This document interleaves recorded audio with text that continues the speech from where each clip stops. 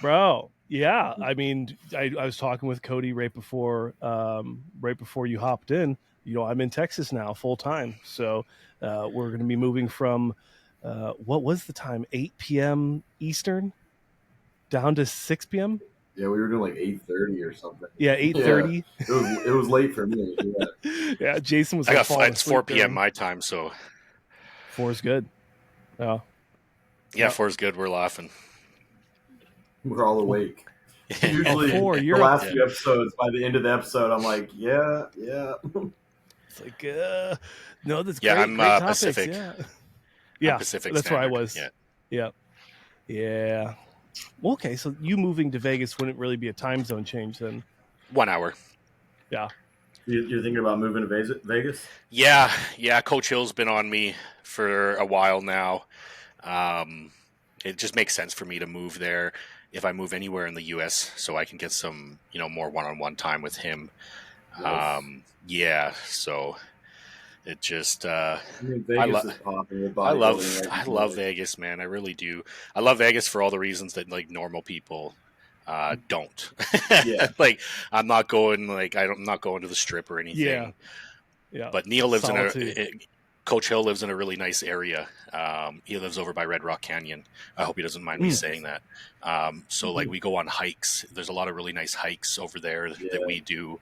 It's beautiful. A lot more nice ways to get your steps in. Yeah. Like I'm in Florida, everything's as flat as it can be in Florida. There's nothing, you can walk on the beach, but other than that. Yeah, and the humidity, man. Are you Orlando? I'm near Daytona. Oh, okay, yeah. Because when I used to go down there every like 2-3 months back when Flex and Coach Hill were still in Boca Raton. I used to go down there and stay with them for about a week, and then I would hop on a train and take the train down to Tampa, and then Paul Hull would come pick me up, and I'd stay another week with Steel back when I was with Steel. Yeah. Yeah. But the humidity used to just kill me. It's brutal. You walk outside and you're like your glasses instantly fog up. Yeah, you just take an extra shirt with you everywhere you go. Yeah. You'll sweat through before you get to your truck. Have you ever been down to the Keys? Yeah, it's been a while, but yeah. Key West is like the most humid, or like the highest humidity I've ever experienced before. That was on another level. Come train in my garage. Yeah, I see you in your garage. I'm like, I bet she's just cooking in there. It's brutal. It's just like it's like lifting as heavy as you can in a sauna. Yeah, exactly. Brutal. What are you weighing at right now, Jason, if you don't mind me asking? About 240 right now. Man, you look so much bigger. It's like it's so deceiving. And like the crazy thing about you, I'll never forget the first time I met you in person. I was blown away. You're even bigger in person. Pictures don't do you justice. I appreciate it, man. Well, poor decision to try and suck back down to 212 earlier this year. I was surprised to see that because you got big. Yeah, like that first picture there on the left was a couple weeks ago. Yeah. And I think I was like 230 in that. Yeah. So still great shape, yeah. That's what I'm trying my best to hold on to the condition as long as I can. Like I still have some striations in the glutes and deep feathering in the quads.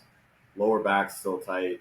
And that's where I'll gain my fat first. My lower back and my glutes gain everything first. So, me too. I mean, I've been holding on to the condition pretty well. Like I think I could, to be honest, I wish there were a couple more shows left in the States. I don't feel like traveling, the world to do a couple shows, but if there was another show in the States, I'd probably get ready for it. Yeah. Yeah, I was thinking about doing Texas. I did New York and then Toronto, and then I wanted to do Texas, but I'm still 10 pounds under the cap. Really? Yeah, morning of Toronto, I was 202.3. Yeah, so and that was I lost. I mean, you're talking about me looking bigger than I am. You look much bigger than me. Yeah, thank you. But like, yeah, look at that.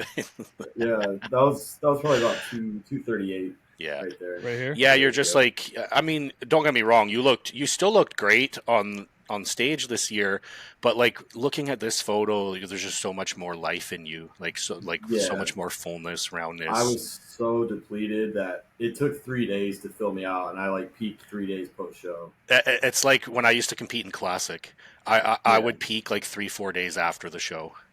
We would basically fill me out. It would be a rush to fill me out, and then posing on stage, I would just flatten out. I even That's still the thing. still You to this rush to day, fill out, and it never looks the same. Yeah. It doesn't hold.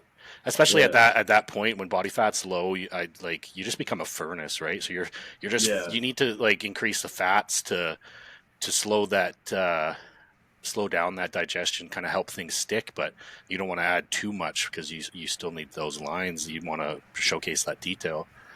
Yeah. Yeah, like I was 202 the morning of that show in New York. Wow. I honestly, I thought you were going to win Toronto though. So I New York, I was actually, I don't know if you guys watched the show, but they had me splitting center stage between. Yeah. They kept moving Francisco and Angel around me. I'll tell you guys what happened in New York, and like ultimately, I take full responsibility. But 2 nights before the show, Neil and I were sitting down, and he's like, "Hey, pull up the show schedule and screenshot it and send it to me, please, so I have it." So while I was sitting with him, we went to the New York Pro website, and they have like hotel, venue, tickets, live stream, and then schedule. So when you click on schedule, it's a drop-down menu, and it showcased the schedule of the show. So I just took a screenshot of that, and that's what Coach Hill and I were running off of. Yeah. So I guess there was a separate hyperlink that I just completely missed, and that hyperlink was the actual show running schedule. So the one listed on the website, prejudging A and B, it was split up into 2 groups. Prejudging A was supposed to go women's physique, and then I believe men's physique, wellness, classic, and then 212. The actual show running schedule went women's physique 212. So yeah, Coach Hill, we do self-apply. Yeah, big difference. We put self-apply on Pro-Tan, and Coach Hill likes to put my final coat of tan on me because I'm pretty white, like pretty fair skin. So I put my base coat on Wednesday before the show, and then I put another coat on usually Wednesday night or Thursday morning, and then I start to get darker and darker. So Coach is like, let's meet at the hotel no later than 8 a.m. I want to put your final coat of tan on you, and then we'll go from there. So we meet at the hotel. My friends Brandon and Braden were staying at the hotel. Brandon Wara flew in from Florida.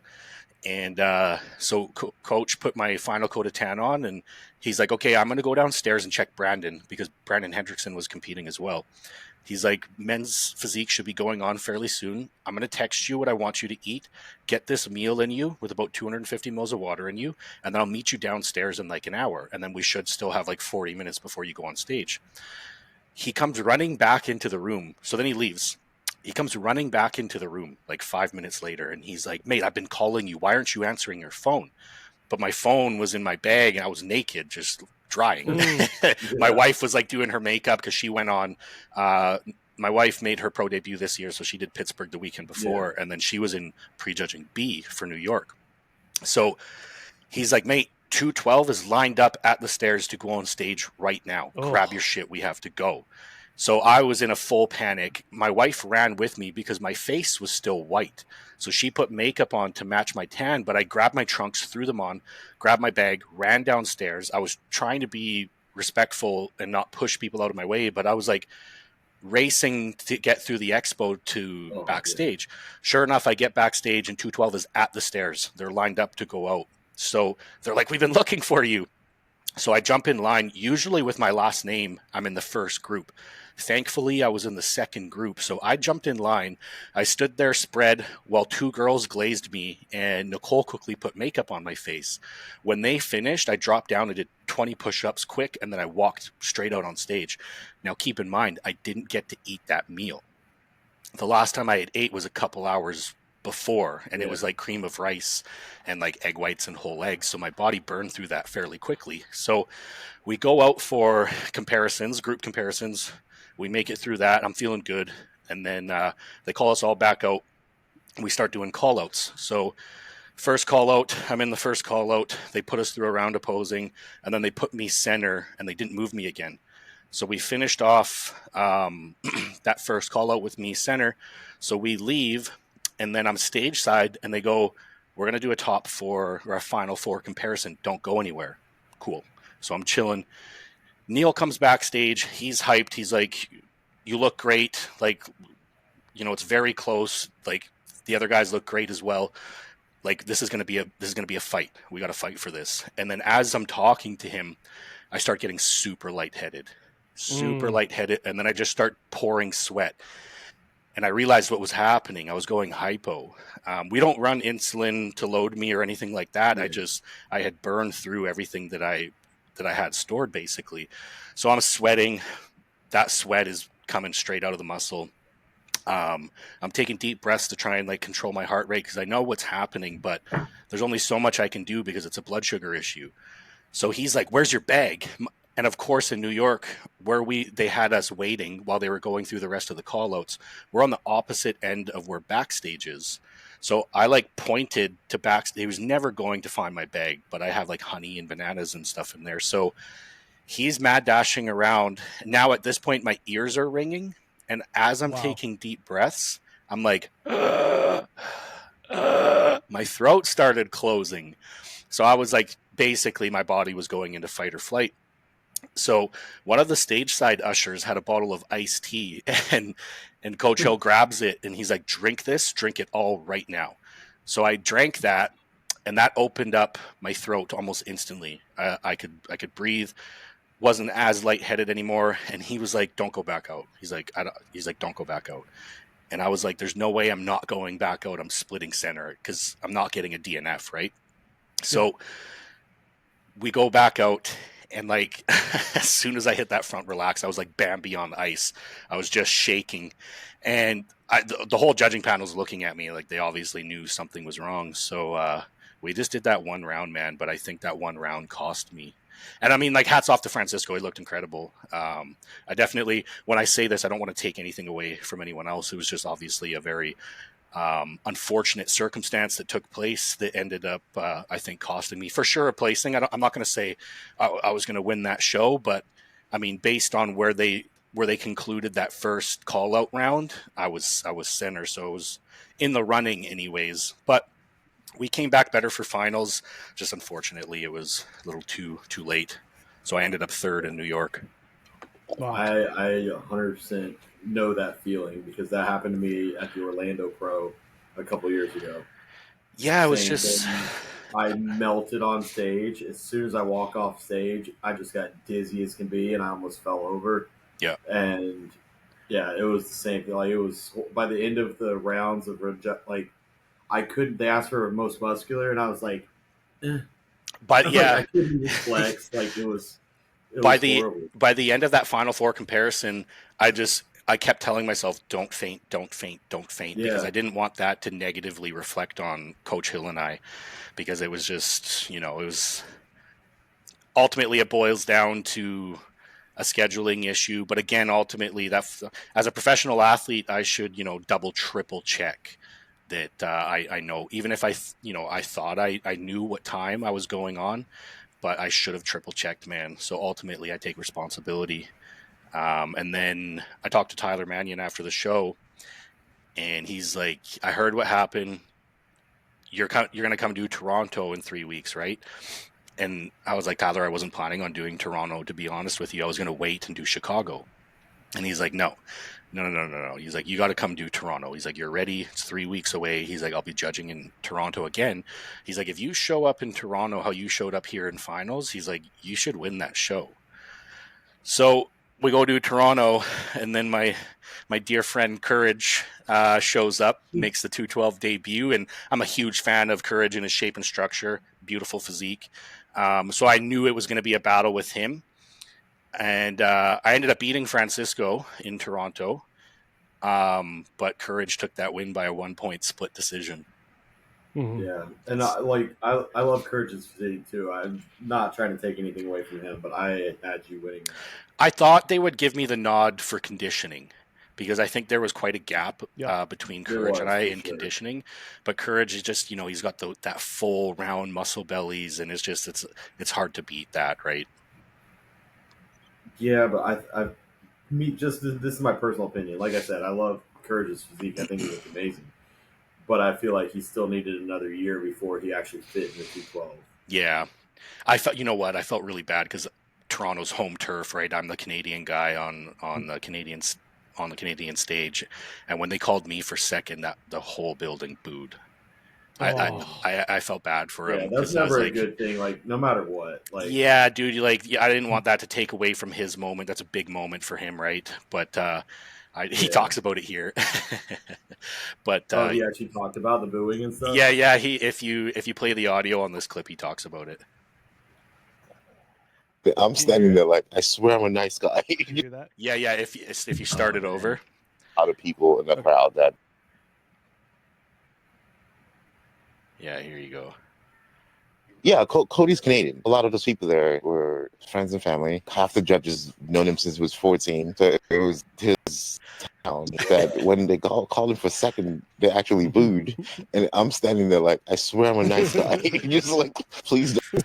There was a lot of people in the crowd that were into bodybuilding. If that makes sense. Because sometimes you go to bodybuilding shows, have people on the phone, but they were actually tuned into the show, and then you get applauses even though they don't know who you are if you impress them. If that makes sense. Yeah, they're actually fans. Because I was there alone. I don't have any.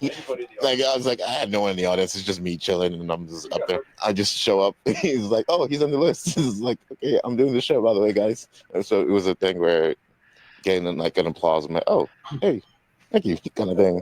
Yeah. Yeah, I felt bad because that crowd was rowdy. If you go to my page, you'll see. I think I posted some comparisons. It'll be a little bit further down. Keep going. Like that or no? There's a video. Keep going down. Okay, this is a video, but I have some stills that I posted right there. If you cycle through that center one right there. Yeah, right there. So I think I won the back shots pretty decisively from a conditioning standpoint. Not even just conditioning, you just more complete from the back, I think. Yeah. I think the next one's a back double. The front shots though, like the front shots I can see, like here you can see the conditioning discrepancy. Yeah. In the quads. Yeah. Abs. Yeah. I mean, he's just got a really nice shape, and like you said, beautiful. The bubbly round muscles. Yeah. So that's the thing, right? Like, was it a tough pill to swallow? Absolutely. Did I understand it? Of course. Who is that on the right? That's Mike Kondo. Oh, okay. Yeah. I got my redemption against Mike because Mike beat me in South Florida the 2 years before, or the year before. Yeah. And you can see Coach Hill and I, we push the conditioning pretty well. And I think sometimes as a result, I lose some fullness. So I think if we sacrifice a little bit of conditioning and aim for a fuller package, I think it'll do me a little bit better. But I still feel like you're more complete here. Yeah. The crazy thing is I'm 10 pounds under the cap, right? Right. Yeah, that's a lot of these guys are a lot of these guys are pretty close to the cap. So after Toronto, Coach Hill and I sat down and I was like, hey, what do you think about going to Texas? And he's like, we could do Texas. He's like, but look at it this way. Texas is another 8 weeks away, right? The Olympia. So let's say best case scenario, if all goes well, we win Texas, which is, of course, isn't a guarantee. But let's say, for the sake of the conversation, I win Texas. That's 8 weeks away from Toronto. The Olympia is another 10 weeks after that. So that's another 18 weeks that we're pushing. We're keeping you in a calorie deficit.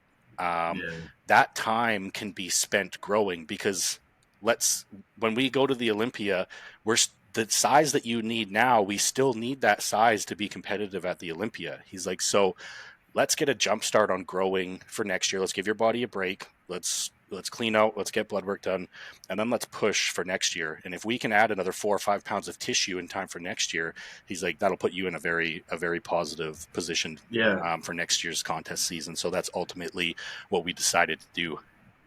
It's hard mentally for us to do that, but it is necessary sometimes, for sure. Yeah, it was like a definitely a bittersweet decision for me, but I felt like, long term it was the right move to make. Yeah. And that's another kind of where I was at right now. I think me and Josh talked about it last episode, where I was like, man, I thought about going down and doing the Mexico Pro Show like the week after the Olympia. Just get that early qualification. Yeah. Yeah. In the year on a better note than those 212 shows, but then I was like, I know in the long run, it'd be better to take the time and do it properly and really come in next year and play the long game. Bring an absolutely improved physique. And mentally, it's hard. I want to end the year on a better note. Yeah, no, I hear you there.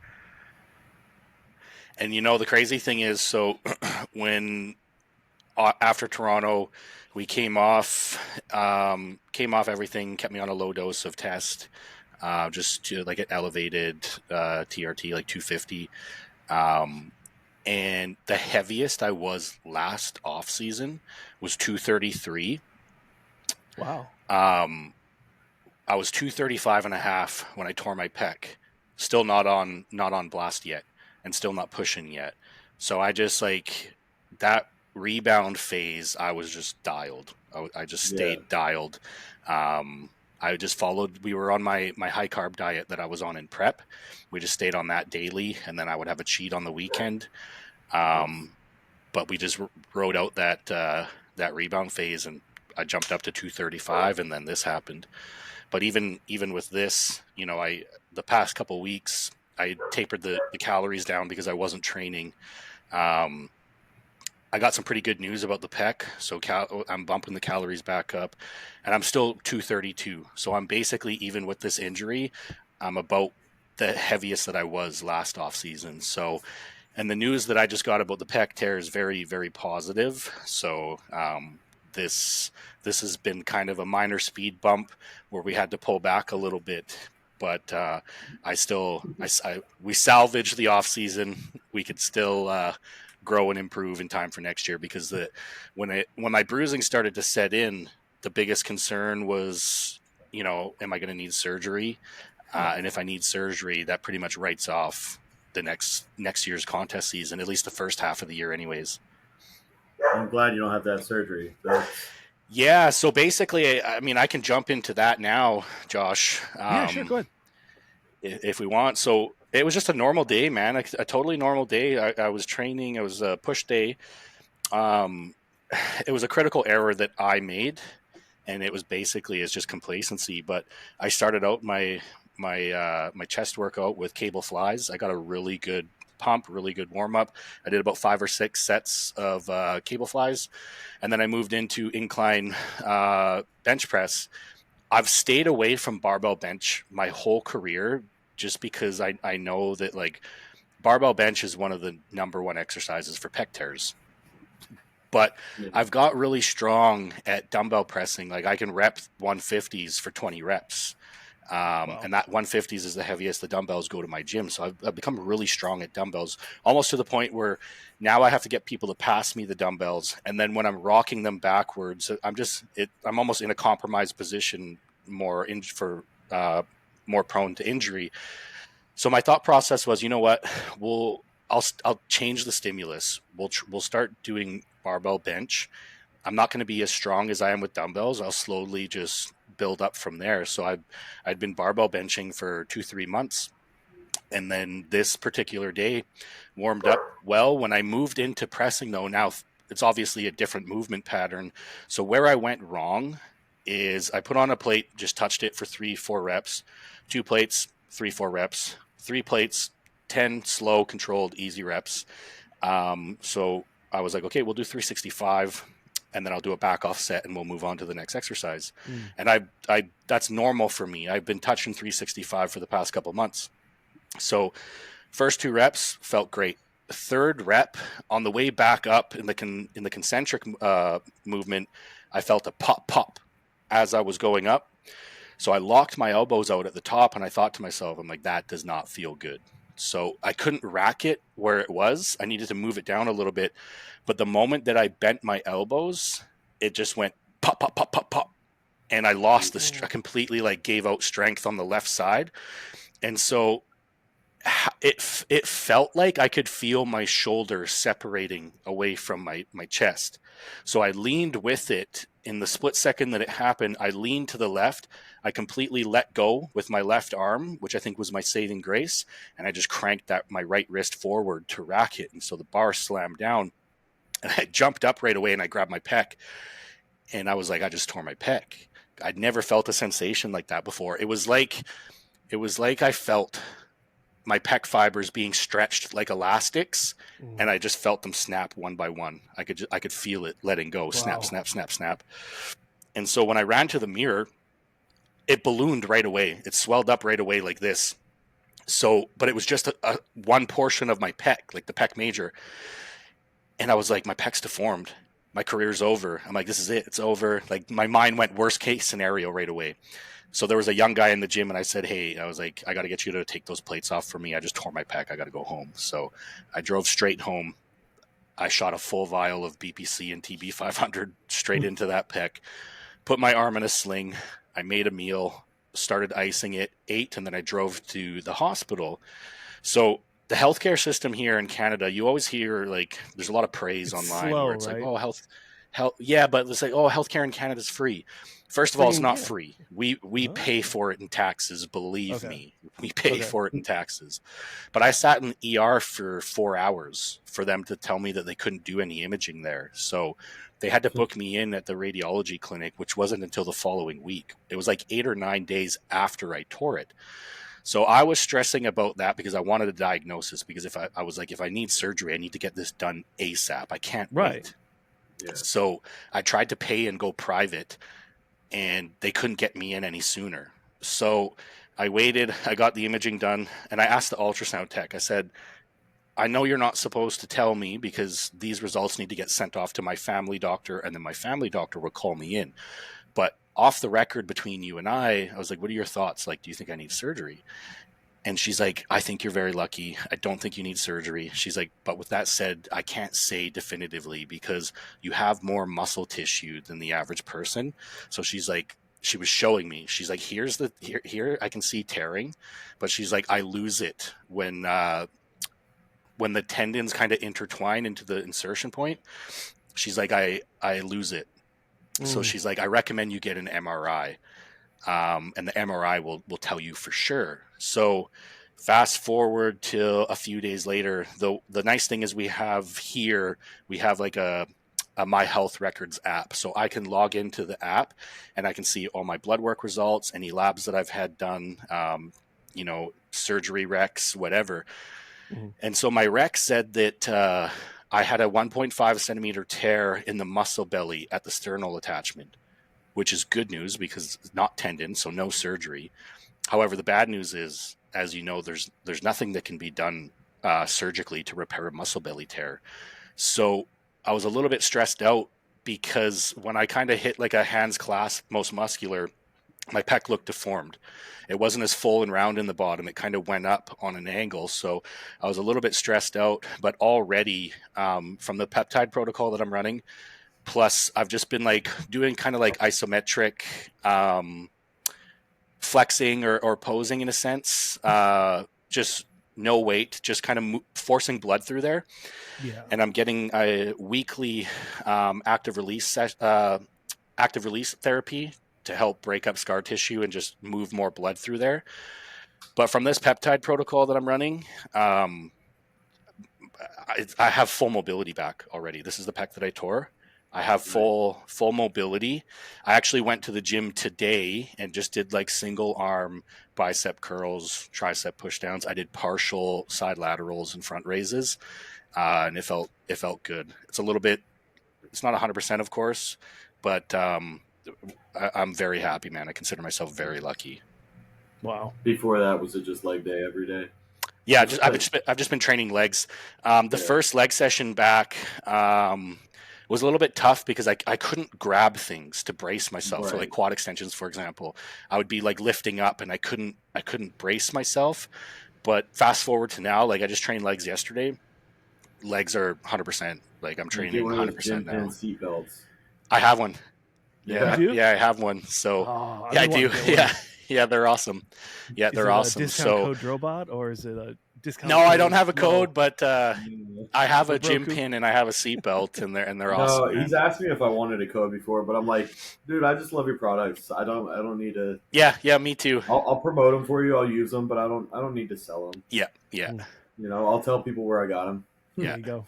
But yeah, man. So I'm very fortunate, very, very fortunate, because Neil had actually tore his pec tendon 50%, and he had next to no bruising. So he innocently was just checking up on me Wednesday. So I tore it Monday. I had no bruising Monday, no bruising Tuesday. Wednesday morning, Neil messages me and he's like, hey, how are you feeling? I'm just checking in. Do we have any bruising yet? So the bruising was about the size of a fist on my outer pec, and then it bled into my armpit. So when I sent him the picture, he's like, you need surgery. He's like, fuck. He's like, you need surgery. Like, he was panicking more than me, and it was starting to stress me out.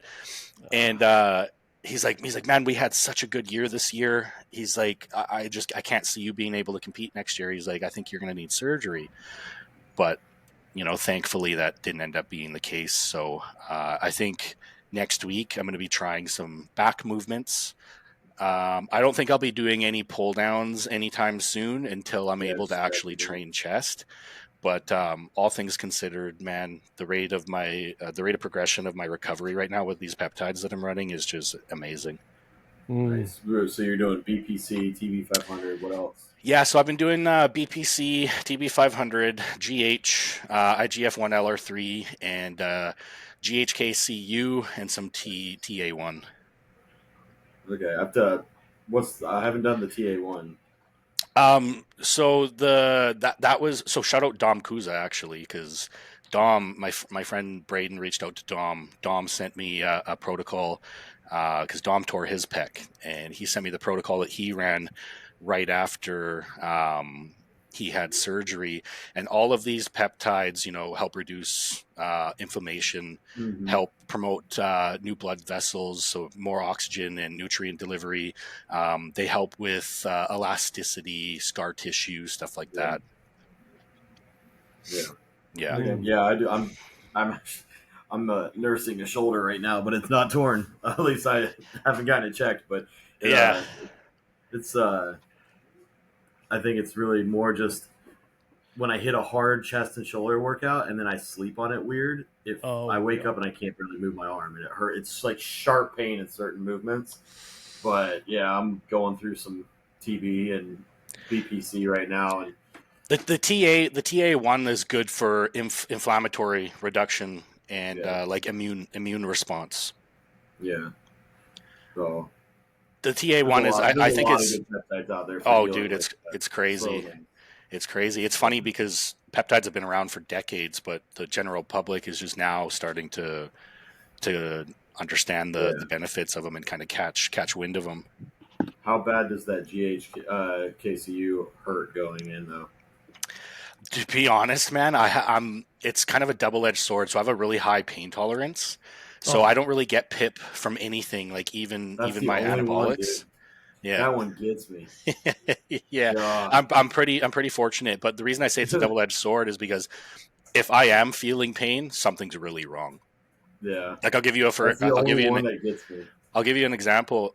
I had a dental procedure done a couple years ago, and I didn't know that this was happening, but years ago, I had a dental procedure done on one of my teeth here, and there was they gave me like antibiotics and stuff, but I ended up getting a little bit of an infection up in the gum that I wasn't aware about because I didn't have any pain whatsoever. So I years later, I ended up having to go to a specialist, and the infection formed an abscess, and the abscess actually made I had bone that was receding in my jaw. Jeez. So the dentist was like, he's like, "You're not in any pain," and I was like, "No, none, zero." And he's like, "You should be in extreme pain." He's like, "You literally have bone receding. Your bone is like deteriorating because of that abscess." So they had to go in. They had to do like a full flush, clean it out. And then after a year, I went for a checkup to see if that bone was growing back, and it did grow back. Jeez. Yeah. You see the movie Kick-Ass? Yeah. This guy's got no nerve endings. He doesn't feel any pain. Yeah. That's why, dude, like I said, it's a double-edged sword sometimes. I'd say that's honestly that's well, the it's most good you're healing, man. Yeah. What is the plan? Are you just like kind of gonna feel this out as you heal and see where your body goes? Based on how I feel right now, assuming of course the rate of progression of this recovery continues on the trajectory that it's on, I should be back to training chest. I'll of course have to take it easy, but I'll be training chest, I figure, in another couple weeks, which will be about 4 weeks post tear. So the original plan, I think, is still in play, and we'll do New York again next year. Okay. I need some redemption. Nice. I think we lost. Josh. I think we lost Josh. Yeah. He just moved to Texas. Yeah. Locked down yet. I think just last night. Yeah. So, the New York, that's cool. I'm trying to decide. I would love to do a show early in the year too. I just don't know if that's enough time to really improve to be in the open, Right, yeah. So, New York is the first show of the calendar season in North America for 212. Oh, is it? Yeah, the first one. So yeah, I was looking at Detroit, but they made it even earlier next year. When do you know when they have it? It's before the Arnold now. Oh wow! So like February. Yeah, it's like the second to last weekend in February now. Man, Fuad's killing it with that show. I know. It's such a good looking show that I would love to do it. I just don't know. That's so early, Yeah. I don't know if I'll be able to be ready for that, but I would love to do it. Otherwise, I might end up doing like Toronto again or something. Okay. That was a fun show. I really enjoyed Toronto. So yeah, Canada needs more pro shows, man. Toronto's the only pro show that has 212 in the whole country. Yeah, what happened to Vancouver? To be that show on the coast there in Vancouver, man, the cost of living there it's insane. It really is. So I know the first year that they had the Vancouver Pro Show, it was actually downtown Vancouver at the convention center off the water. It was a beautiful venue, but I would imagine that's a pretty penny to they even no, exactly. So it ended up moving to Coquitlam. It was in Coquitlam for a few years, and then it kept moving farther and farther away. And then I think word kind of got back to the Manions, and they were like, "Hey, like you need to move this show back to Vancouver," because Abbotsford, where it has been the last couple of years, with traffic, that's 2 hours outside of Vancouver. Wow. And there's no airports near there. Actually, there is an airport in Abbotsford, but the issue is like I had one of my buddies come and do that show, Eric Janecki. And when he booked everything around Vancouver, like Airbnb and stuff in Vancouver, only to find out that the venue's in Abbotsford, which is like, without traffic, it's like 45 minutes to an hour. With traffic, you're like, it's 2 hours easy. Yeah. So, but I did see she moved it back to a new venue this year. The venue looked great. It's in a theater, which is awesome. So I hope she can, bring that show back to life and it can grow. I feel for her, man, because I know also lost Chicago last year for open bodybuilding. Yeah. So how many open shows is there in the calendar year? I think 212 has 20. I think we have 20 shows. I don't know, because you got all the European shows and everything. So right. I'm not sure. I never really look at those because I'm like, you know, if I was a a top 5 guy like 100%, then I think it'd be worth going over and doing a European show. So I'm not going to drop the money to fly over to a European show as much as I would love to. And then, like, fingers crossed, I get top 5. Yeah. I want to go over there, and I'm like, I better be battling in the top 3 for sure. Yeah, of course. You know? Yeah, and that's like those European guys. They're beasts.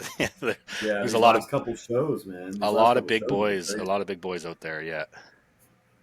There's only about a little over 20 qualified. I am happy they changed the rules on qualification, but there's still, even with the new rules and qualifications, I don't think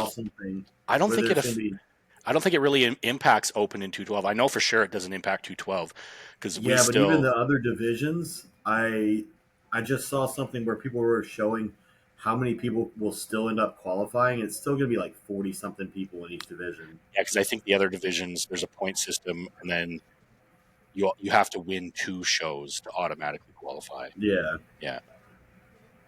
But then it's still like there's so many shows in the other divisions, there's still going to end up be like 40 to 50 people on stage.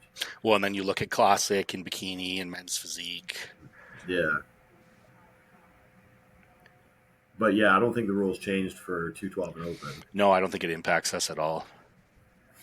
Yeah. Still a good amount of people, though. I wish it did, because I could just do a ton of shows and get like top 5 at all the shows and end up qualifying for the Olympia. You know what, though? I think it's good in the sense that it's making people compete more, which I think is great. Yeah, that is true. Yeah. Oh, hopefully that's the goal, I want to get to a place where I can do that anyways, you know? I want to compete more, but I know I still need to make progress. So it's hard to find the balance between I need to make improvements, but I want to compete multiple times. Right. Mm-hmm. Like, I don't get some of these people that have more than enough muscle. Like, you see some people like, Samson had that a couple years where he was doing so many shows and stuff like that. And somehow still making improvements while he was doing that. But even like you see these people that don't really need to make size improvements, they just need to refine their physique. If I was at that stage, I'd be doing multiple shows for sure. That's how you refine. Yeah.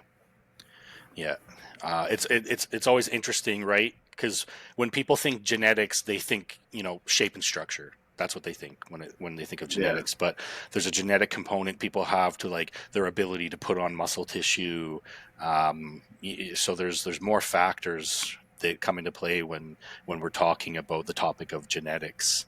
Some people have the ability to just grow and put on tissue. Yeah. Some people have the ability to like run drugs for an extended period of time without it, impacting negatively on their blood work. Yeah. So I always find that interesting. Yeah. And then you have the people that can just get grainy, nasty condition a lot easier than some other people. Yeah, man. They might have a harder time putting on the size, but they're going to bring in that conditioning and that detail. Yeah. Yeah. They have that hard, grainy look. Yeah. And I'm just kind of floating somewhere in the middle of all of that. I don't have one thing that's fantastic. I'm just floating somewhere in the middle of all of it. Oh, yeah. I hear you, man. I hear you. Mm. But, so, what happened this week? Oh, we had the Germany show this this weekend. Yeah. Yeah. My internet must be very delayed, so I do apologize. Yeah, that's what, when you fell off, we're like, well, he just moved to Texas. He hasn't gotten it all that. Yeah. I have satellite. I appreciate it, guys. True professionals. Yeah. I got this satellite internet right next to me, but satellite hasn't found you yet. It's somehow hanging in there. But yeah, we had the Germany Pro. I didn't actually get to watch it because I was driving, but I saw the results. And what were your guys' takeaways from the show? I think they were both improved from Italy. Agree. And I was really hoping Quint would finally get it. He's worked his ass off and he's improved every show and was just refining everything. But last Italy, I didn't agree with it. I thought Quint should have won. And in this one, I can understand how Urs got it. Yeah. He came That's- in sharper. That there was more detail. That's tough for Quentin, man. Quentin's a buddy of mine, and like you said, Jason, he's been working. And I thought that he might have done enough to seal the win with this one, but I mean I also understand why Urs won, and good for Urs, man, to move up and have the success that he's having right now is great. I think it's one of those situations where it's like I think people would have been happy if Quentin won, but I don't think people are upset that Urs won either. Like I think it's that close. Yeah. I also think it might have been a situation like you in Toronto because that was Germany and that's Urs's hometown area. So I didn't get the hometown. I didn't get the hometown turf nod. So true. Yeah, but I would have hated to see Quint finally win and then get booed too. Yeah. I don't think they would have booed, but I know there No. would have been some people like with it being Germany, and Urs being there. Yeah. But, Roman. I mean, it was a solid show. What the guy that got third? Who plays third? Third. I'm blanking on his name right now. But I just saw him a second ago. A lot of people. The guy standing in that picture with Urs, the guy standing next to him. He's right there in the blue. He's trunks. on the right there. Yeah. Is it this one?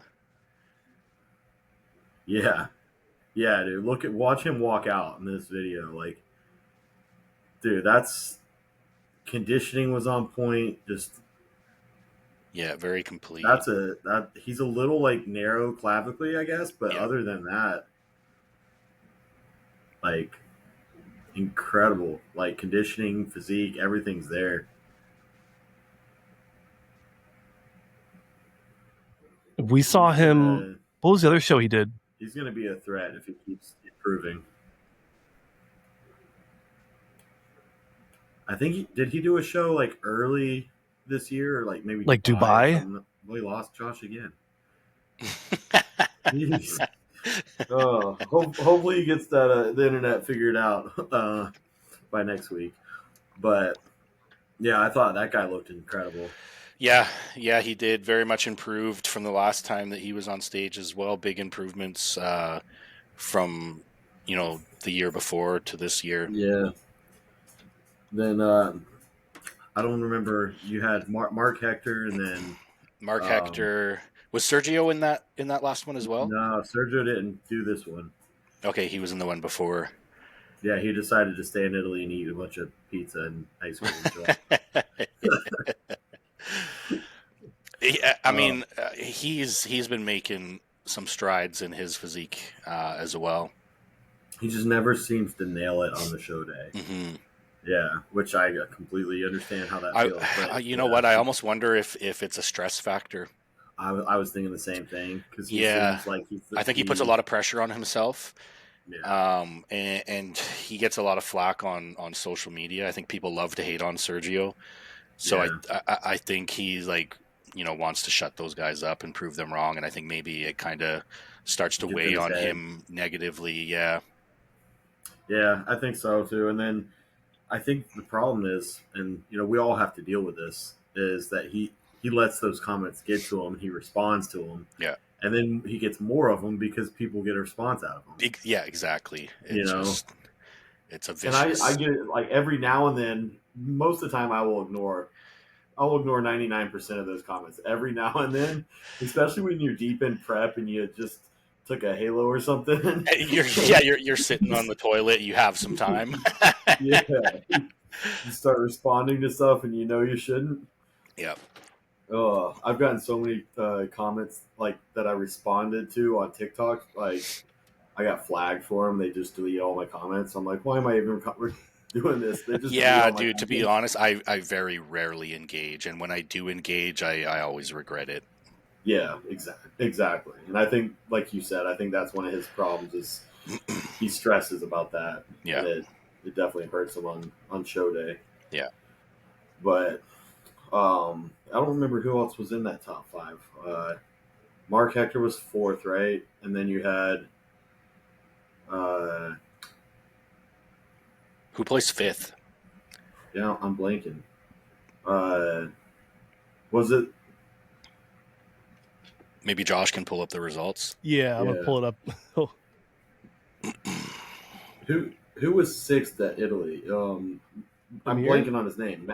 Crazy amount of muscle. Amir? Conditioning was insane. He just doesn't have the prettiest shape. I think it was Amir, right? Oh, did Amir jump into that top 5?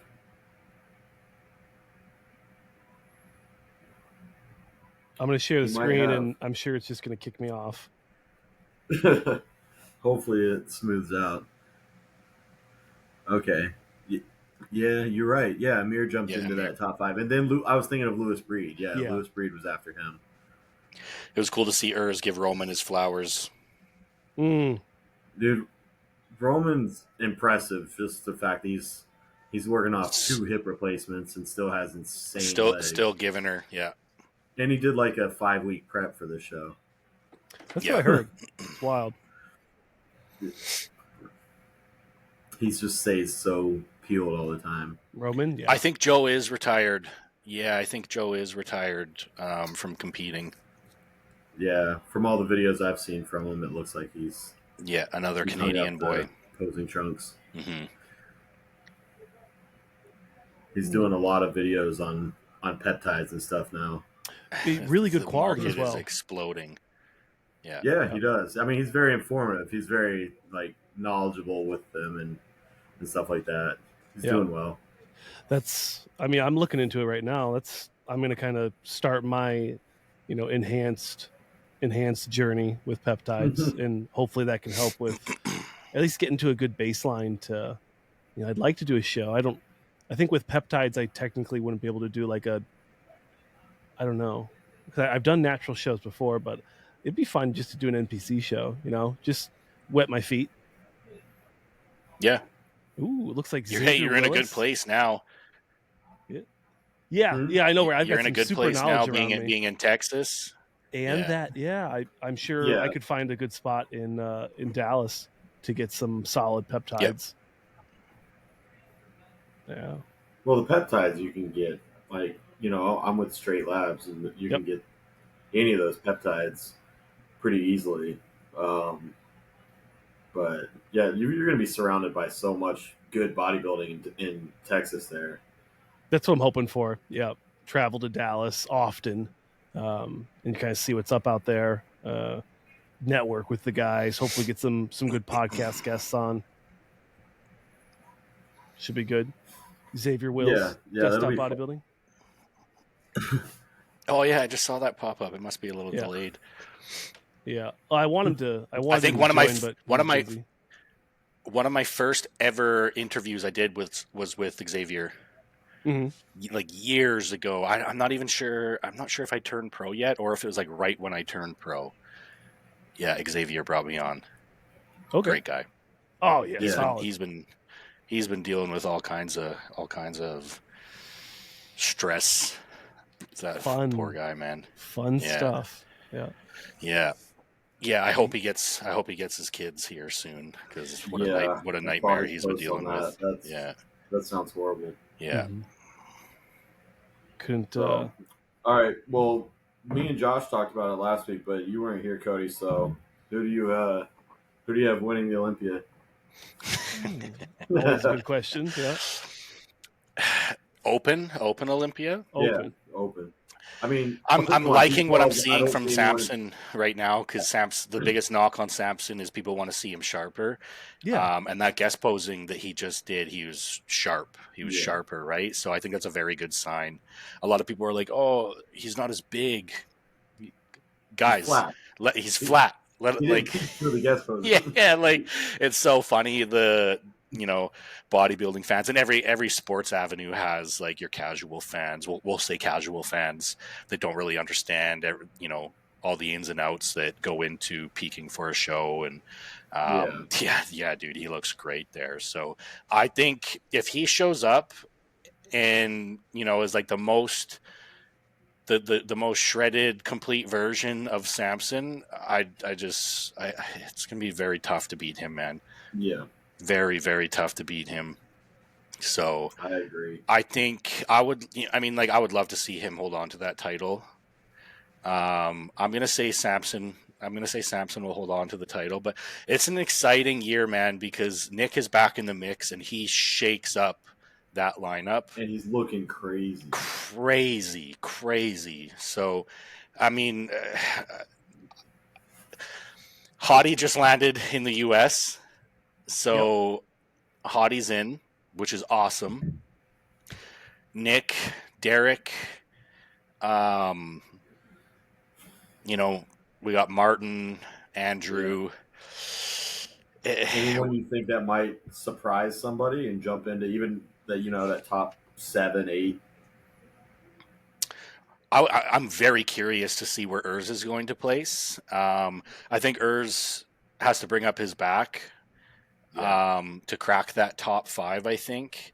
But it also wouldn't.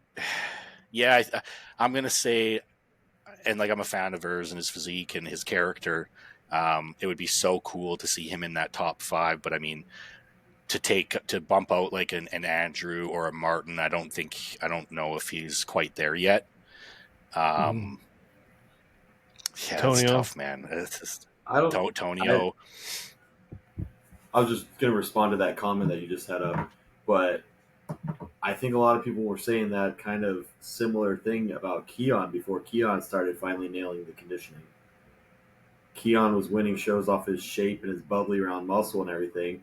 Then he nailed the conditioning and he's been unstoppable. So I think Samson can do the same thing. Oh, Xavier's saying that that's fake news. Hottie doesn't have his visa yet. I thought. Oh, shoot. I hate when people do that, man, because I saw a video of him and Hani hugging. But now that Xavier just said that, I think that's an old clip from last year when he touched down last year. Yeah. Well, hopefully he makes it.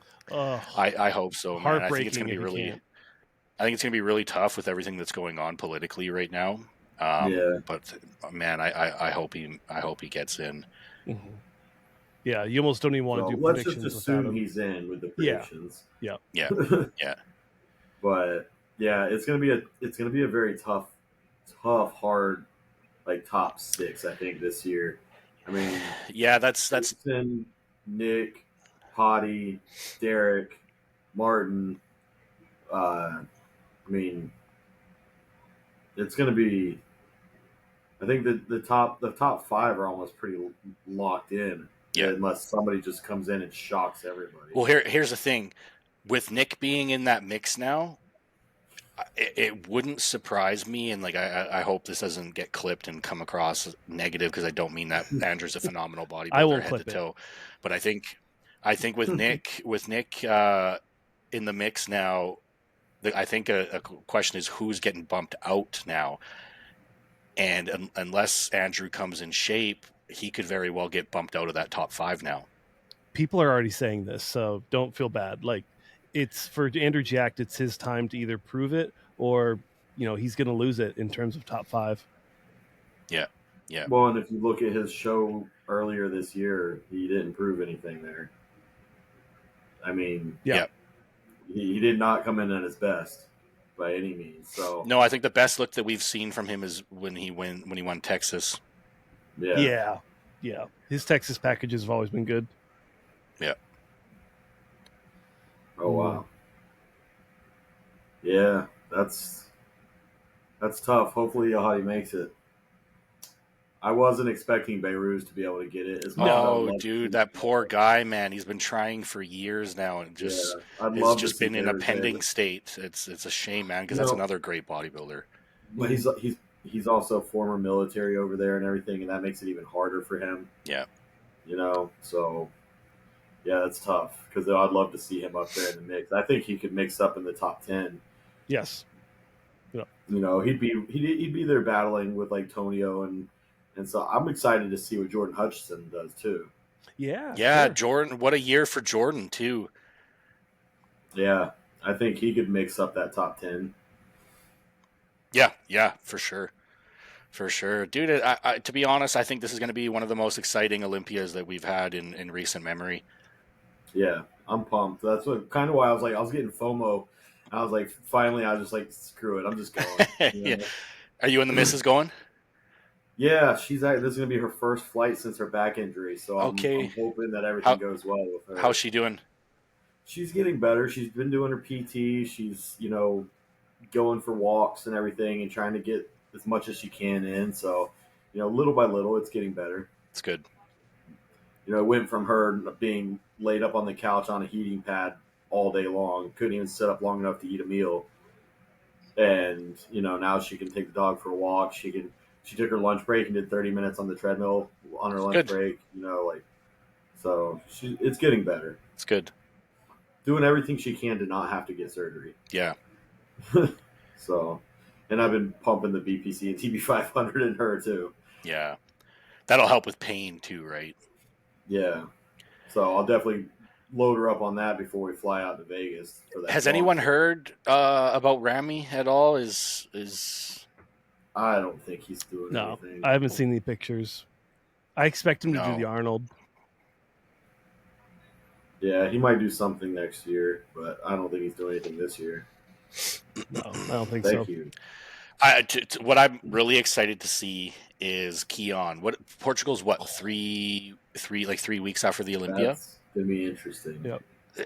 So he's gonna. I think it's a week. It's 1 or 2 weeks post Olympia. Is it 2? I think it's I was thinking 2 or 3, but either way, I think like he'll come in shredded for the Olympia, and then he'll be able to rebound a little bit into that show, and we're going to see a version of him that we've just never seen before. And I'm good friends with Keon. He updates me here and there. What I will say is what I've seen from him right now is, pardon my language, is fucking phenomenal. Like it's phenomenal, man. It really is. Like as a fan of bodybuilding, when I see Keon, the shape and structure that he has is like cartoonesque. Yeah. And like where he's at mentally now, like just locked in. I think Amanda's been great for him. I think they're obviously great for each other. She's doing it too with him, and she's looking phenomenal as well. Do the show too. Yeah. I think that's probably why he decided, you know what, I might as well jump in it if Amanda's doing it. She's looking incredible as well. Yeah, I think this is her last year, and if it is, she's going out with a bang because she looks really good right now. She looks really good. Yeah, really good, very impressive. And she coaches herself too, if I'm not mistaken. Oh yeah, he actually posted an update for her, and you're right, she does look great. Yeah, she looks great, man. Look at that! Holy cow! Yeah, yeah. What a power couple! Yeah. Jesus. Yeah, that's what the trophies. The trophies that they hand out look like that. It might have been, she says coaching herself, checking in with Coach Me. Yep. But then I think it's this post maybe, or it might have been our story, but she was like, now we just hold this. Like she's like, I'm ready. Now we just hold this look. And I was talking to her the other day, and I think basically with her, where her and Keon are at right now is just maintaining.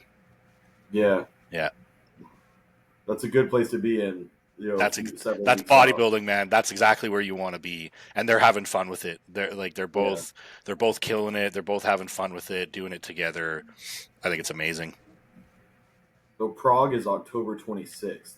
Okay, so like 20 days or something post Olympia, right around there. The Olympia is the 11th, right? So okay, yeah, you're right. Yeah. So that'd only be like 2 weeks. 2 weeks, yeah, which is perfect. Yeah. So it gives them enough time to just kind of maintain that conditioning and then fill out a little more. Yep.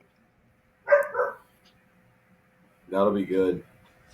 Now the question is, if Keon wins Open, does he do the Open Olympia? Or we know he's still staying 212, but like, do you at least try? He says he's not. He says he won't do it. He says he's going to go back to 212. He just wants to do the Open, but I mean, like, here's the thing, right? It'll be hard if you get that Open Olympia qualification. Like I know he's building a legacy in the 212 division, right? And I think that's awesome. I think it's great for the 212 division. But I mean, if he gets that qualification, the prize money discrepancy is quite significant. So I mean, as long as he's placing in the top 5 at the Open Olympia, he's making more money than he is when he wins the 212. Right. But what I will say with Keon, though, Keon, he'll do it on his own terms. For sure. He'll do it on his own terms. If he wants to build a legacy in 212 and get as many titles as he can, he'll do that. So if I was him, I would be jumping into the Arnold next year for sure. Mm-hmm. But please, for the love of God, please, yeah. That would be amazing. But the way he thinks, like Cody was just saying, he's building a legacy. He's going to do it on his own terms, his own timing. Yep. And I guarantee he's thinking, $750,000 at the Arnold is incredible. In the next year or two, though, it's going to be $1 million, and he'll look better. Yep. Mm-hmm. So I mean, he's doing it the right way. He's not rushing anything. And exactly. He even said for Prague that he's like, I'm probably going to weigh about the same as I do at the Olympia. Yeah. I'm not going to try and come in and an extra 10 pounds heavier or 15 pounds heavier just because I'm going to do open. I'm going to bring my best look. And this is what a lot of people don't understand. He's not suffering to make weight in 212. No, last year he was like 200 pounds. Like people look at him and they're like, oh, he's got to be close to the cap, but he still has room. So he looks 230. Yeah, so why rush it, right? Like, yeah, he just needs to continue to do what he's doing. Yeah, yeah, 100%. Yeah, and I've made the exact opposite decisions in making mistakes throughout my career. I'm like, I rushed to jump into open when I wasn't ready. Yeah, and stuff. So like, if I could go back, I would do it more similar to how Keon's doing it right now. Right. Take my time and make slow progress and go into the open when I know I'm ready. Right. So it's going to be awesome to see, though. Yeah. But there's going to be good competition, too. He's got, from what I've heard, Beirut is going to do Prague. Crizzo's doing Prague. Crizzo, yep. There's one I don't other know big who name. else, but I know that's a couple of big guys right there. There will be a handful of guys, a handful of guys that did the Olympia will all go, and they'll go do for Prague. Sure. Yeah, try and get they're already in shape. Why not? Yeah. Yeah. So that'll be interesting. Mm-hmm.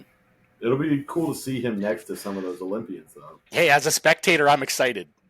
Yeah. It's going to be a show. It's going to be a show. I'm excited for it. So. Yep. It'll be fun. This whole year has been very good for bodybuilding, I think. I agree. Mm-hmm. Yeah. There's been a lot of entertaining, especially these last few shows. The lineups have been so big. It's so wild this late in the year. It's going to be interesting to see, Courage moving up to 212, moving to open. It's going to be interesting to see how many guys get influenced to make the switch. So I think that's great for bodybuilding across the board as well. Yep. Yeah, 100%. And I see a lot of people talking about, why do we have all these other divisions if they're just moving up to open eventually? But I think every division has their place. Of course. Not everyone can move up and do that. Yeah. Yeah, some of course. People I saw again going back to casual fans of bodybuilding, I saw a comment saying is a newcomer and he's spanking all of these open guys, and I'm like, newcomer? He's been top 3 at the Olympia multiple years. What do you mean newcomer? That's a seasoned bodybuilder right there. And he just made the decision to stop limiting himself, and it's paid off very well for him. And if you'd ever seen him in person in the off season, you knew this. Massive. He's massive. When I did Toronto, he was there in the audience, and I remember coming off stage from prejudging, and I'm looking at him. I'm like, dude, what the hell? He was in New York. What do you weigh? He's like, I'm 275, 280. Yeah, I saw him.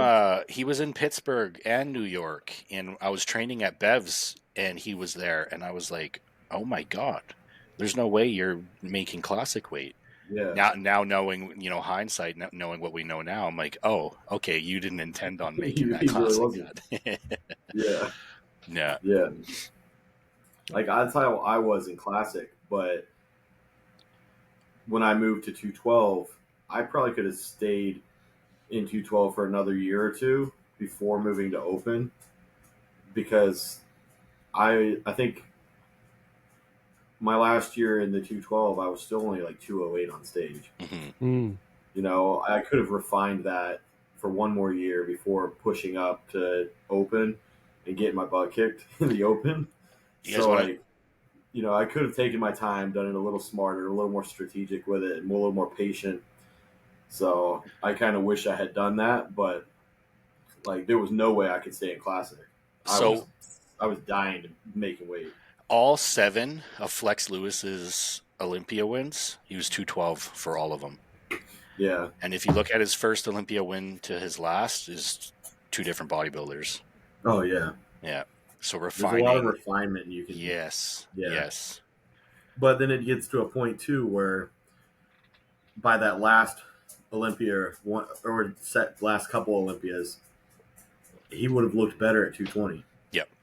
Yeah. Okay. So I went down and saw him when they first were kind of talking about making that jump to open. He was still in Florida at that time. And I flew down to go spend some time with Coach and train with them at that original Dragon's Lair in Boca. And I saw Flex, and I think he was like 225, 230 range, and like hard, grainy. Yeah. Like he looked like he was preparing for a show, but they were just slowly increasing his weight, and he looked crazy. It's a shame that we never saw him in an open lineup. Yeah, we were all really looking forward to that. Because when you looked at him, like, he was so dense. Like, so dense. Like, he looked so big. It was like, how is he making 212? But Coach Hill brought him on 212 on the button every year. Yeah. It's impressive. Yeah. It's another reason why I keep going back and forth in my head about whether or not I should have a coach again. Yeah. I enjoy coaching myself, but having that second eye, someone like Neil that like he knows what he's looking at, he knows when to push or pull or, you know, like dial you in at that last just on that last part. Like what I will say with Neil, man, is he makes my job easy because I throw on autopilot and just listen to him. I don't have to think. He pulls the reins back when it's necessary. You know, tells me to dig deeper when it's necessary. He's passion like Coach Hill has. Is just you can't fake that. You can't teach that. You either have that kind of passion or you don't. Mm-hmm. Yeah. I mean, Jason, you've thought about it. I mean, whether or not to go back with the coach or not. So now's a great time. I enjoy coaching myself, but it definitely, I know how helpful it would be to have that second eye of someone just kind of like, I have no one to tell me no. So like when I'm pushing myself too hard, like I did this year, flattening myself out to looking worse, you know, if I'd have had someone like Neil be like, no, you look better when we were at 225. Now you're looking worse, you know, and I just kept pushing and pushing and pushing. But it's, you know how you get those last few weeks in your head, like you're not thinking 100%. You almost it becomes counterintuitive, right? Because you're like, I need to push more. We need to be leaner. We need to be leaner. Yeah. That's what I meant when I said, you know, he'll pull the reins back on me. Yeah. Yeah. I mean, I remember before I ever had a coach and I coached myself to turn pro, you know, and my first couple pro shows, and I know I lost muscle for those because I just kept pushing and pushing and pushing. And I definitely lost muscle. And then when I got with Aceto, you know, he finally was like, you know, giving me my refeed meals, telling me to back off, take 2 days off from doing cardio, you know, stuff like that. And like in my head, I would have never done that because I'm like, oh no, I got to push harder. Yeah. I mean, I commend the guys that can do it. They can coach themselves and can do it, man. I think that's great. Not me. Yeah. I mean, I still like the look I brought in Tampa and Texas. I definitely could have been better though. Right. But for the first time coaching myself since 2017. You know, I'm not mad about the look I brought. I just know it could have been much better. Yeah. But that's the that's the notes, that's the data that you take, right? Yeah. And then Exactly. you learn from it. Yep. That's all. That's its entire game. You just keep learning and improving. That's the bodybuilding curse, chasing that never attainable perfection. Yeah, exactly. Yep. That's what we do. Mm-hmm. And I love it. Yep. I love it. That was like, a lot of people were like, oh man, like you must be so upset, when I got second in Toronto. And I'm like, it's bodybuilding, man. And listen, here's the other thing. I think we have the IFBB has the best bodybuilders, but I think we have the best judges as well. You might not you might not always agree with the outcome, but you have to respect it. Yeah. I think it's gotten better in the last few years. Yep. Like, I do think there were some discrepancies years ago that, Yep. A lot of people disagreed with. And now, like, even at the Olympia, you see, we haven't had a returning champ for, making this long run like we used to always have. It's not just you have to knock out the champ anymore. It's whoever brought the best physique that day. Yep. And I love how Tyler will go on and give a full breakdown of why he made that decision. It's amazing that he's doing that, because not only does that give clarity to the athletes, but it helps, or I mean, in theory, it should help, fans understand as well. Yeah. Yeah, exactly. Because, a lot of people, for one, we're not even there in person most of the time.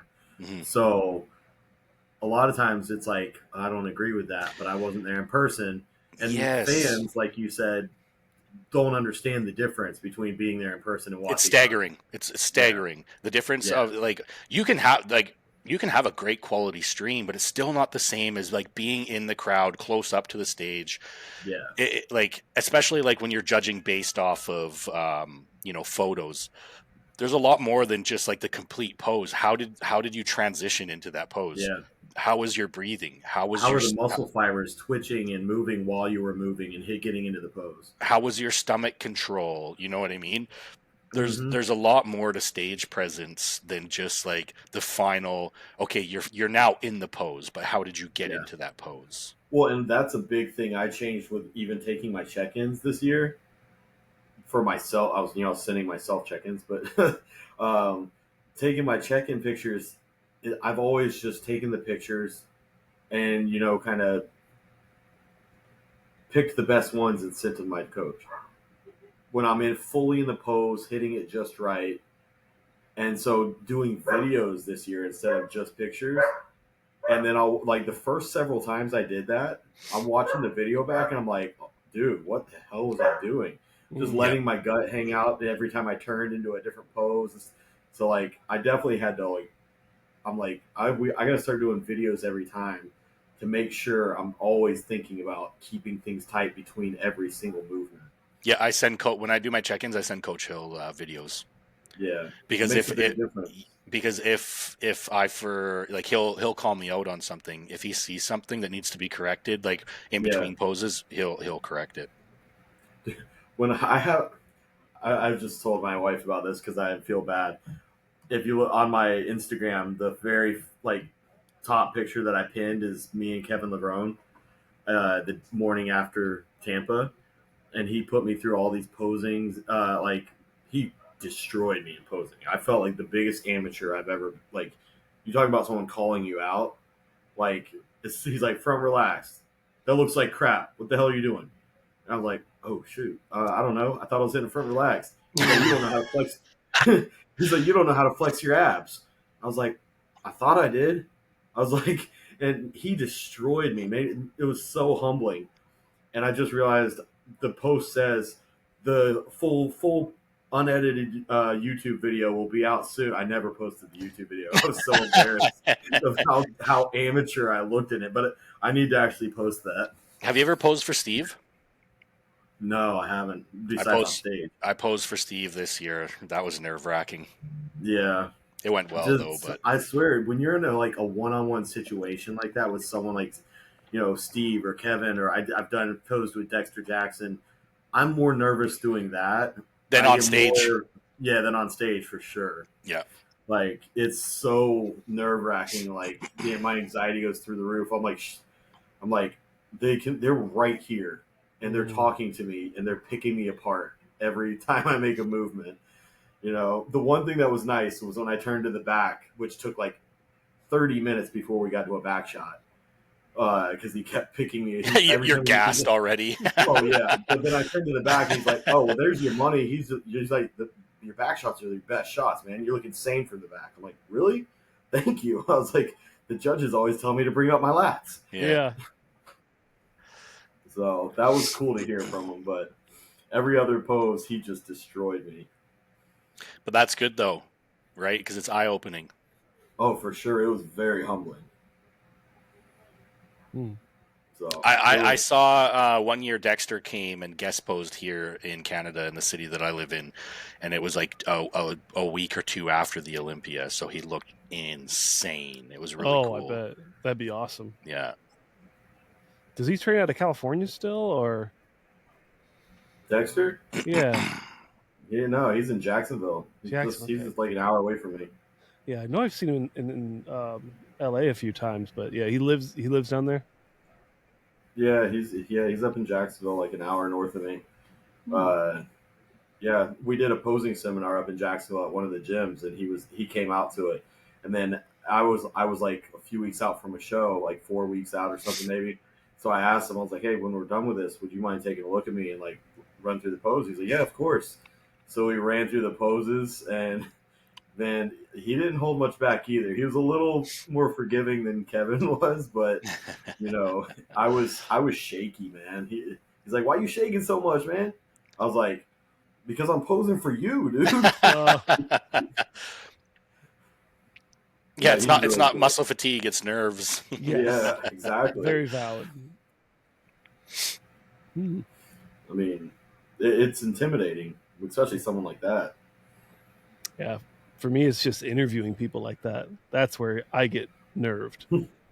It's completely different. I get it. I'm in a different field, but I think first. I mean, it's relevant. It's still a fan. Yeah, I'm the biggest of fans. People that you've been a fan of for so long. Yeah.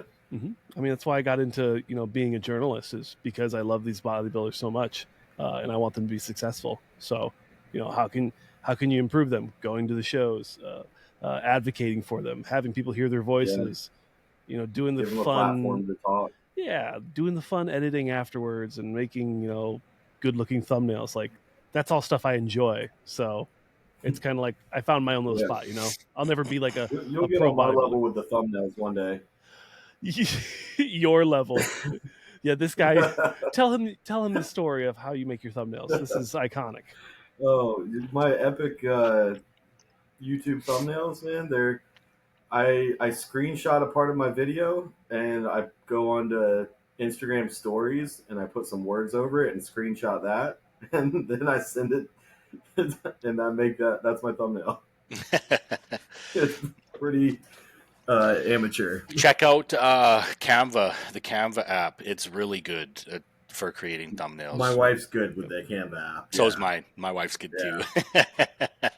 I just don't like waiting on anything, so I just want to I always wait till the last second. So I upload the video. I'm like, oh crap, I need a thumbnail. So I just as you're uploading it.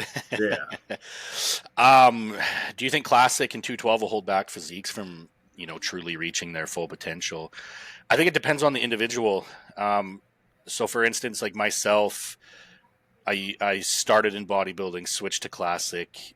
Once it became clear that Classic was a hindrance to developing my physique, we made the decision to switch to back to bodybuilding, to which I turned pro as light heavyweight and now compete as a 212. I'm still 10 pounds under the cap, so I have a long ways to go before that cap becomes an issue. For me personally, if that cap ever becomes an issue, I'll move to the open. I'll move to the open myself to continue to improve my physique. So me personally, I don't think it would become a hindrance, but there are people out there that, you know, become comfortable with the division that they're in, and it might be intimidating to move up. But this is kind of what I was touching on earlier when I said it'll be interesting to see who gets inspired to move up, with like Courage moving to 212, with Urs moving to open. I think this is going to inspire a lot of guys to, you know, seeing the success that Courage and Urs have had, to say, you know what, okay, let's move up. Yeah, and I think it can hold certain people back, but like you said, those people are the people that, when the weight limit becomes an issue, they need to move up if they want to keep improving. Yep. That will, But and that's I a key. think That's a key thing, right? Like, yeah, if you want to keep improving, then you have to commit to improvement. yeah, When I started working with Neil, it was 2018, and I did the Arnold Classic as an amateur. To be honest, 2018, I should have moved back to bodybuilding. I stayed in that division for probably a year too long. But when I started working with Neil, I did the Arnold. I placed fourth. It was like I actually took an early weigh-in option. I was able to weigh in on Wednesday, so I had all day Wednesday, all day Thursday to fill, and then we stepped on stage Friday, and I still flattened out on stage. But when I started working with Neil after the Arnold, he says to me, "I wanted to do Vancouver, which was in June or July," and he said, "Okay." He's like, "Listen, win or lose, this is your last year in Classic." He's like, for you to reach your full potential, he's like, you're a bodybuilder. He's like, you need to move up into the 212, or at the time as an amateur, you need to move back to bodybuilding. And then I weighed in. My weight cap was 180 as an amateur. I weighed in at 180 on the dot that year. The following year, it was a totally different experience for me, because I weighed in at 196, but I had like 6 meals in me already. So I didn't have to starve myself and then start eating right when I got off the scale. yeah. I was eating all day. The morning after the show, after I turned pro, my wife and I went and did cardio, and then I stepped on the scale, and after cardio I was 190, which means I put on about 10 pounds of tissue in that calendar year. So it just goes to show, when you're restricting yourself for that long of a time, your body is almost like a sponge, and it just wants to grow. It just wants to grow after. And that was my experience. And looking at what Urs is doing right now, I'm going to say it's safe to assume that that's the same experience that he had. Mm-hmm. Yeah. So it just 100%. boils down to the individual, really. If you're too stubborn to move up, then it'll absolutely hinder those people. I think there's a slew of people though that just aren't built to be that big, and I don't want to say they're comfortable in the division they're in, but they fit in that division. They can still bring their best look in that division. Yeah, and so like we just got the comment there. The goal is open, and I completely agree with that. The open is the pinnacle of bodybuilding. But at the same time, there's a lot of people that, like, they know they're not built for open bodybuilding. Yes. But they still have the same passion. Yeah. And their passion is to bring their absolute best physique to the stage. And sometimes it just doesn't fit in open bodybuilding. Yes, I agree. And so this is the thing with competitive bodybuilding on the professional level. I think it's important to be honest with yourself, right? Like you said, some guys they don't have whether it's the genetic capability to grow that tissue, or whatever it may be. They don't have the structure or whatever. And like, that's okay. That's okay. That's why we have these other divisions. But I think that comment, and I agree with that comment, for like the hardcore bodybuilders that have been dreaming about being pros since they were kids, that, you know, live and breathe bodybuilding on a competitive level. I think, you know, the goal is open. Mm-hmm. Yeah, I agree with that. And honestly, when I turned pro, my only goal was classic physique. I never even thought about moving up. And then when it got so hard to make weight and I couldn't make any more improvements, yet I knew my physique needed to make improvements, that's when I decided to move up. And then when I had moved up to 212, that's when my brain was like, I'm not stopping here. I'm like, I want to keep improving. I want to see what I can do, and I want to compete with the best of the best in the world. So that's when I was like, once I had moved to 212, it was kind of already in my head that I want to eventually grow out of this. Yep. But when I first started, I didn't think I was going to ever leave classic physique, to be honest. It'll be interesting to see, because obviously when I like opens the pinnacle of bodybuilding, right? No one's going to argue that. That's why they're paid the most. I think they should be paid the most, but I think I would like to see, and we're starting to see it already, but I would like to see the other divisions get awarded more prize money too, because if you could get some of these divisions to increase because I mean, like, let's be honest, man, and if you're an Olympia champion, there's only one Mr. Olympia. A lot of people get this confused. There's one Mr. Olympia. Mr. Olympia is open. Yep. There's a 212 Olympia champion. There's a men's physique Olympia champion. But there's only one Mr. Olympia, and that's the open Mr. Olympia. Yeah. But I do agree. The other divisions, the money discrepancy is so extreme. If you're an Olympia champion, in my opinion, the prize money that you win at the Olympia, you should be able to sustain. Life should be sustainable on that check for a year.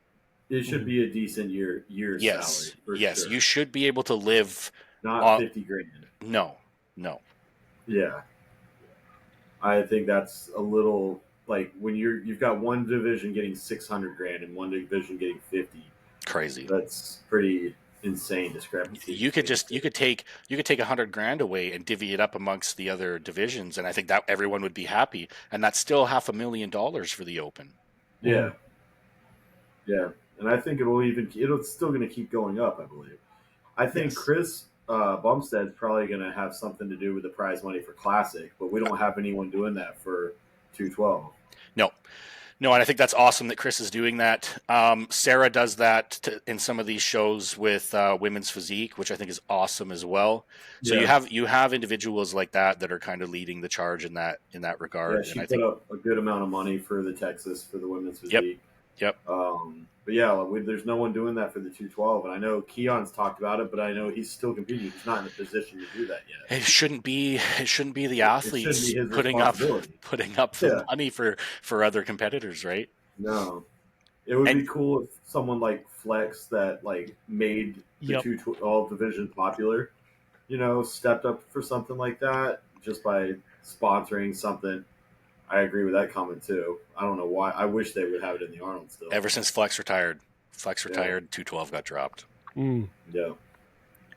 But yeah, if the 212 had somebody that would help step up like that, I'm excited. I'm interested to see what Chris is going to do. I already saw that they're going to have the biggest booth at the entire freaking Olympia, the biggest booth in history of the Olympia. Wow. What's that? Is that like Raw and Revive? It's going to have all of them. Raw, ESN, because they're partners. Mm-hmm. That's really? their European partner. Interesting. Oh, I didn't know that. Raw, ESN, Bomb Energy, Gymshark. So yeah, they're gonna have everybody out there. It's gonna be ridiculous. It'll be good. I know he was excited, and he announced he's going to put more money into the league. But yeah, I'm really hoping somebody like Flex steps up with some 212 support and kind of makes that division financially as big as it is, I think, physically. Yeah, and I don't want to put any pressure on Flex because it's not his responsibility. No, either. right? Like he has a kid. Like he has a family. I can think of that, like on that scale. That would be on the same scale as like Bumstead to do something like that. Yeah. And that was his division. Very true. So that's the only reason I throw it at Flex. I'm not trying to put any pressure on him. Right. Start a petition. Flex, are you watching this? Yeah. But he's just like, it was his division. He made that a legacy in that division. And, I know like that. So his name's just the one that comes to mind. He retired out of that division and stuff. So, yeah. But I'm sure there's other people that could step up as well. Well, what I will say though is I think Keon's doing an amazing job leading the charge right now. The way he conducts himself, he's traveling all over the world. So I think he's doing a great job at bringing attention to the 212 division. I think he's a amazing 212 Olympia champion. Yep, For great sure. ambassador. Not just physique wise, but how he conducts himself and the attention that he brings to the division, the traveling that he does. I think he's doing everything that you would expect an Olympia champion to do for the division. So I think we can all pretty much agree that he's going to be almost unbeatable at this year's Olympia. He'll hang on to that title until he decides to move up. Who do you think is going to be like up there battling right there with him though? So Sean, of course. Apologies if I'm mispronouncing his name. Niat, Patrick Tours guy, young kid. He's like 22, 23, absolute phenom. Beautiful muscle bellies, lines. The shape and structure on him is incredible. So I think he's going to be great to see. It's going to be interesting to see Courage in that lineup now. Kareth just took 7th in an open show. Dude, like Kareth is another tough guy. And he's only continued to progress as well. He looked insane in Texas. So he did. Yeah, he looked really good.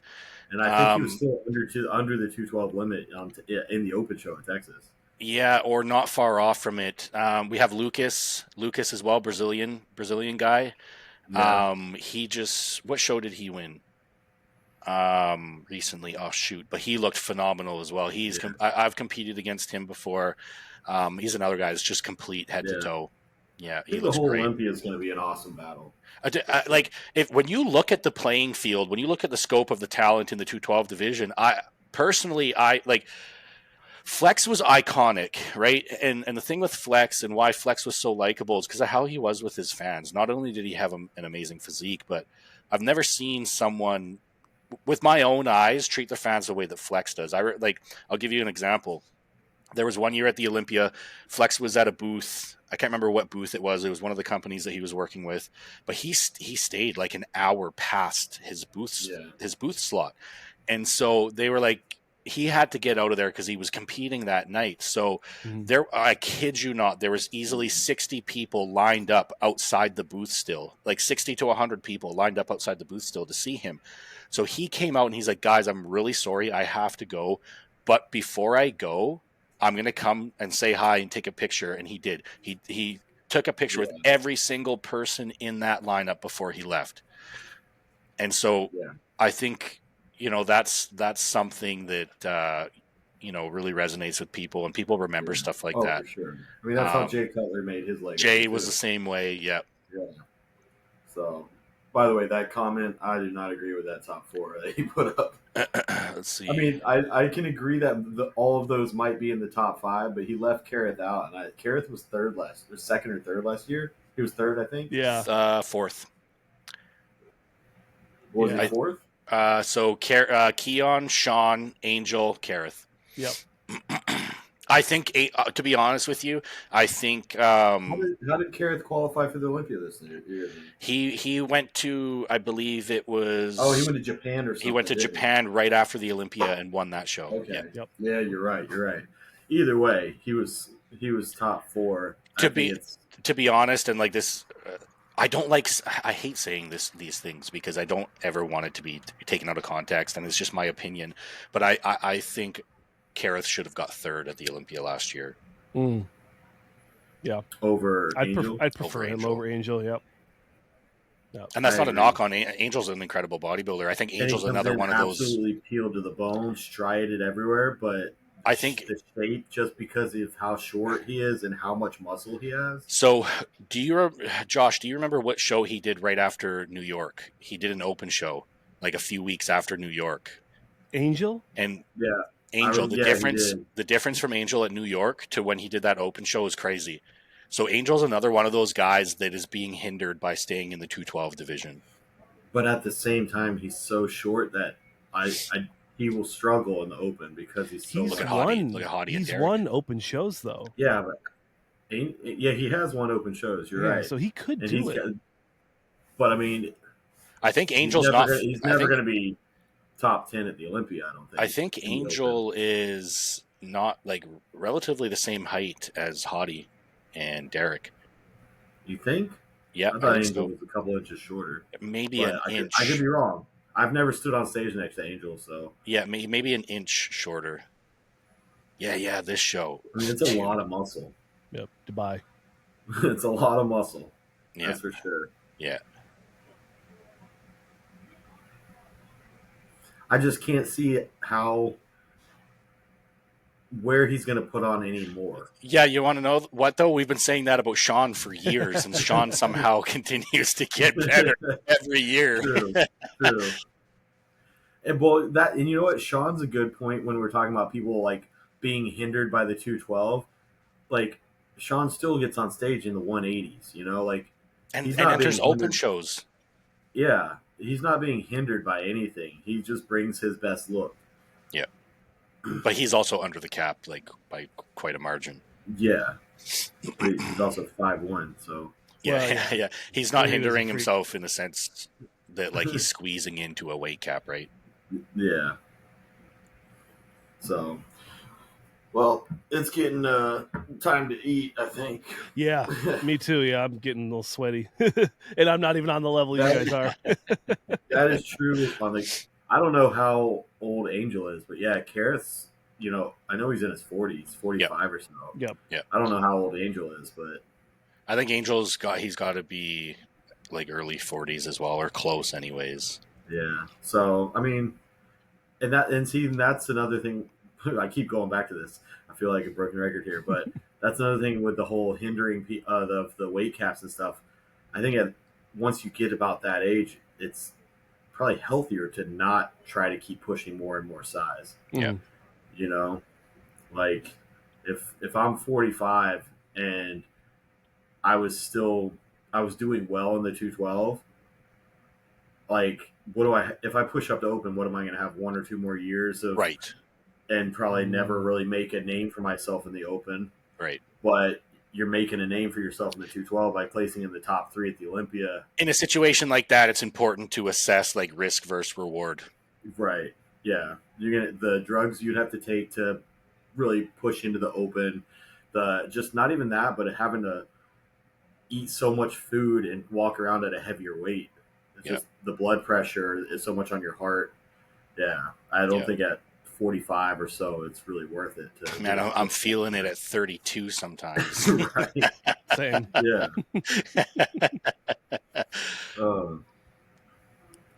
So. Yeah. All right, boys. Well, any final thanks questions? for having. Well, no, it was a good surprise seeing you on here, Cody. I didn't know you were even coming on. Yeah, I didn't know that you're. Josh kept it a secret until last second. Told me that you were coming on. So. Well, I was gonna do a chat, but I was just like, they'll figure it out. Yeah. Well, it was a good pleasure, catching up with you, boys. man. Thanks for having me on, Josh. Yeah, Are you absolutely. going to make it out to the Olympia? I'm not sure. So BSN's not going this year. Oh, yeah. Yeah, BSN's not going Well, this year. I just figured since you're planning on moving out there, you might. Well, I just go might. out there anyways. I might. Pure Life Peptides. We're thinking about maybe going out. I'm thinking about just going down anyways to spend some time with Neil after the Olympia. He's insanely busy right now leading into the Olympia, but depending on his schedule, his travel's crazy. He travels more than anyone I know. But depending on what his travel is like after the Olympia, I might go down to Vegas just to spend a couple weeks with him after anyways. So I might be there. If you're not making it out to the Olympia, hit me up. We'll get for sure. Workout in or something. Absolutely. Yeah, feeling good. Absolutely, bro. Cool. All right. Well, time for some steak and vegetables. Yeah. Sounds good. Until next time, boys. Thanks for having me on. It's good to see you guys. Good chatting Thanks, today. Cody. Jason, as always, All thank right, you. boys. Have a good one, man. Cheers. See you guys.